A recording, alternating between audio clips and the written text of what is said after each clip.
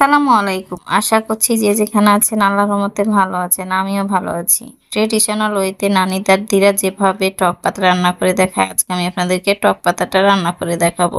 বিভিন্ন জায়গায় বিভিন্ন নামে এই টক পাতাটা চিনি, কিন্তু আমাদের এলাকায় টক পাতা বলে। টক পাতা রান্নাটা ভালো লাগলে লাইক, কমেন্ট, শেয়ার করবেন। চ্যানেলটা সাবস্ক্রাইব করা না থাকলে প্লিজ চ্যানেলটা সাবস্ক্রাইব করে পাশের বেল আইকনটি প্রেস করে রাখবেন।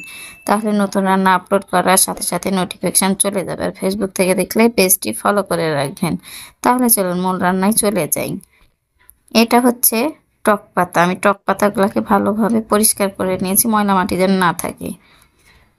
আমি এখন টক পাতাগুলোকে ধুয়ে নিব। আমি টক পাতাগুলোকে ধুয়ে নিচ্ছি। ধুয়ে নিয়ে এরকম একটা ঝাঁকাতে রেখে দেবো, তাহলে এক্সট্রা পানিটা ঝরে যাবে। কারণ টক পাতাতে এক্সট্রা পানি লাগে না। যদি পানি দেন তাহলে টক পাতা ডালের মতো হয়ে যাবে।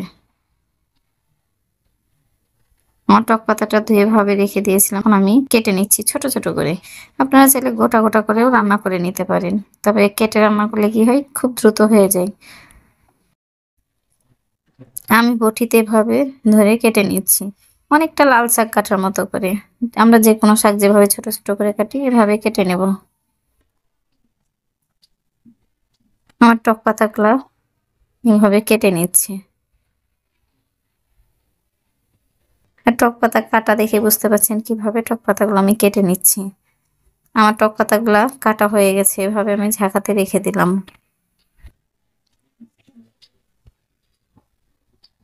চুলার উপর একটা প্যান দিয়ে নিয়েছি, দিয়ে দিচ্ছি সরিষার তেল, দিয়ে দিচ্ছি রসুন কুচি 5টা ফল, 3টা কাঁচামরিচ ফালি করে কেটে দিয়েছি, যে যেমন ঝাল খাবেন।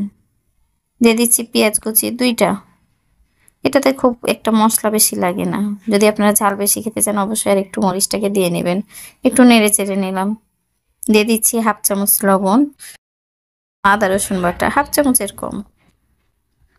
একটু নেড়ে চেড়ে মশলাটা কাঁচা গন্ধ চলে গেছে, তখন দিয়ে দিচ্ছি টক পাতাগুলা। আর এই টক পাতা রান্নাটা কিন্তু বেশি সময় লাগে না, খুব দ্রুত হয়ে যায়। দিয়ে দিচ্ছি সামান্য হলুদ, এখন নেড়ে চেড়ে দেবো। টক পাতাটা নেড়ে চেড়ে এখন ঢাকনা দিয়ে ঢেকে দিচ্ছি।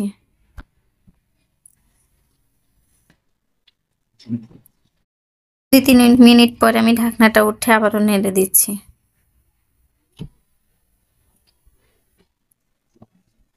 এখন দিয়ে দিচ্ছি 1 চামচ চিনি, যেহেতু প্রচুর টক, চিনি দিলে কি হয় যে একটা আলাদা টেস্ট আসে। আর আপনারা চাইলে চিনিটাকে অ্যাভয়েড করতে পারেন। চিনি দেওয়ার পরে আবারও ভালোভাবে নেড়ে চেড়ে দিলাম। আমার টক পাতাটা কিন্তু প্রায় হয়ে এসেছে। আমি আবারও ঢাকনা দিয়ে ঢেকে দিচ্ছি। 2 মিনিট পর ঢাকনাটা উঠে আবারও নেড়ে দিচ্ছি। আর এভাবে টক পাতা রান্না করে যদি আমরা সাদা গরম ভাত আর ডালের সাথে খাই তাহলে খেতে কিন্তু খুব মজা হয়। আবারও ঢাকনা দিয়ে ঢেকে দিলাম।